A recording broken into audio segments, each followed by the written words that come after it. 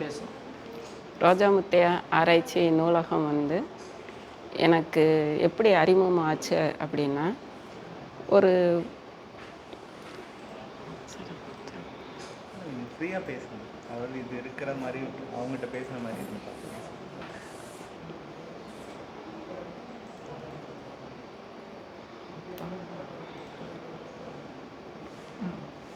ரோஜாமுத்தே ஆராய்ச்சி நூலகம் தரமணியில் சென்னையில் இருக்கக்கூடிய அந்த நூலகத்தில்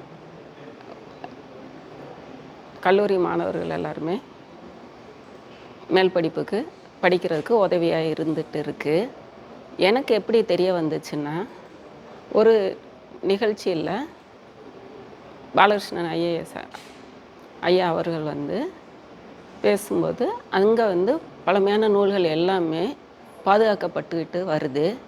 அதை பாதுகாப்புக்கு உதவுறதுக்கு உள்ள வழி வகை பற்றி சொல்லிகிட்டு இருக்கும்போது, என்னால் அந்த நிறைய பணம் எடுத்து கொடுக்க முடியாது. அப்போ ஒவ்வொரு மாதமும் ஒரு நூலகத்தை பாதுகாக்கிறதுக்காக உதவ முடியுமா அப்படிங்கிற ஒரு எண்ணம் தோணுச்சு. அதனால் ஒவ்வொரு மாதமும் ஒரு புத்தகத்தை தத்தெடுக்கிறதுக்காக என்னால் முடிஞ்ச அந்த ஒரு செயலை செய்ய ஆரம்பித்தேன். சின்ன வயசுலேருந்தே ஒரு 2வது படிக்கும்போது இருந்தே அந்த நூலகத்துக்கு பொதுவான எங்கள் ஊரில் உள்ள தேனி மாவட்டத்தில் கோம்பைங்கிற ஒரு கிராமத்தில் உள்ள நூலகத்துக்கு எங்கள் அப்பா 2வது படிக்கும்போதே என்னை அழைச்சிட்டு போயிருக்காரு. அப்போ இருந்தே படிக்கிற ஒரு தன்மை இருந்துகிட்டு இருந்துச்சு. ஆனால் இப்போ எல்லாமே மொபைலில் சிஸ்டத்திலே பார்த்துடலாம் அப்படிங்கும்போது அந்த புத்தகத்தை விட்டு தூரமாக நம்ம நகண்டுக்கிட்டே இருக்கிற ஒரு தன்மை தான் இருந்துகிட்டு இருக்குது.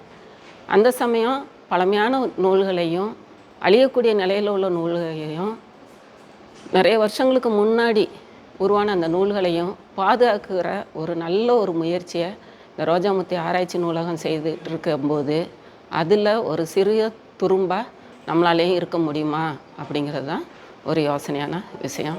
அதைத்தான் நடைமுறைப்படுத்திகிட்டு இருக்கிறோம். இப்போ நான் ஒரு ஆசிரியராக தேனி மாவட்டத்தில் இருக்கேன். அப்போ என்னோடய வாழ்க்கை எங்கள் கல்வித்துறையை சார்ந்து எங்கள் ஆசிரியர்கள் மாணவர்கள் எல்லாமே அந்த புத்தகத்தோடு தான் வாழ்ந்துக்கிட்டு இருக்கோம். அப்போ ஒவ்வொரு புத்தகத்துலேயும் எத்தனையோ பேரோட உழைப்பு இருக்குது. அதில் உள்ள அரிய தகவல்கள் நிறைய இருக்குது.